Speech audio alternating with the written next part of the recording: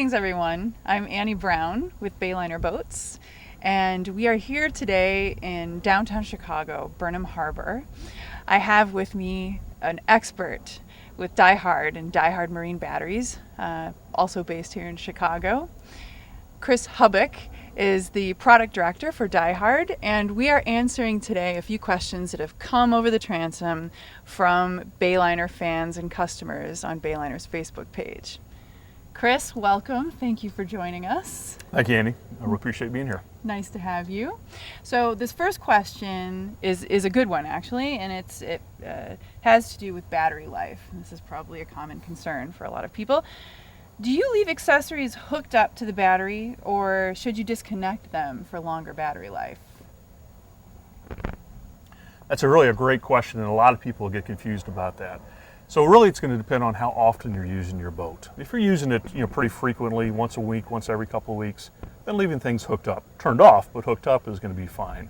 But if you're only using it occasionally, it's really best to not only turn them off, but disconnect them so you're not getting any parasitic draw. And that's what's really important, because you want to make sure that that battery is fully charged, so when it is time to go out on the boat, it'll start right up. Oh, that's great to know. This second question has to do with battery charging, and what is the best way to keep a battery charged if it isn't used all that often? Some people don't boat, or in the off season they don't use their boat. That's another great question. And one thing people ask too is, do I need to remove the battery or not from the boat? You can certainly leave the battery on the boat, but you do want to maintain the battery. And by maintaining, you actually want to use a maintainer, such as our 6-volt maintainer, which is going to be different from just a full charger. It's given just enough power to maintain the level of charge within that battery at the exactly right level. And our chargers all have a microprocessor in them, so they know exactly how much power is in the battery and how much battery power it needs. So it's only delivering enough charge to keep it charged properly, not overcharging it or cooking the battery, which is going to destroy battery. So it really doesn't matter the size of the boat. One should have a maintainer and one should have a charger on hand at all times. That's right. Of course, a lot of the larger boats are going to have onboard chargers, but it's great to have an additional maintainer just to make sure that that battery is topped off to exactly the right level all the time. That's great. A very specific question here having to do with amperage, which maybe you can speak to in a general sense. But the specific question is, does using a 15 amp onboard charger ruin a battery or ruin batteries if it's always plugged in? Maybe you can answer that high level and then specifically.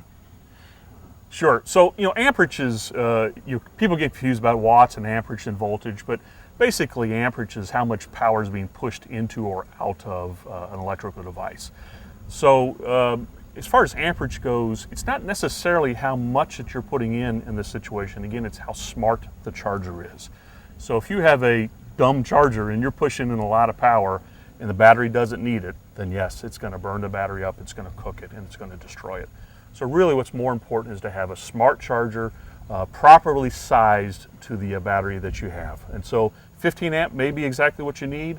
Some of our batteries, like our DieHard Platinum batteries, actually like a much higher amperage, and so they'll take up to 40 amps of power. So it's going to depend on what battery you have and what system is in your boat. Oh, that's fantastic. Another very specific question here.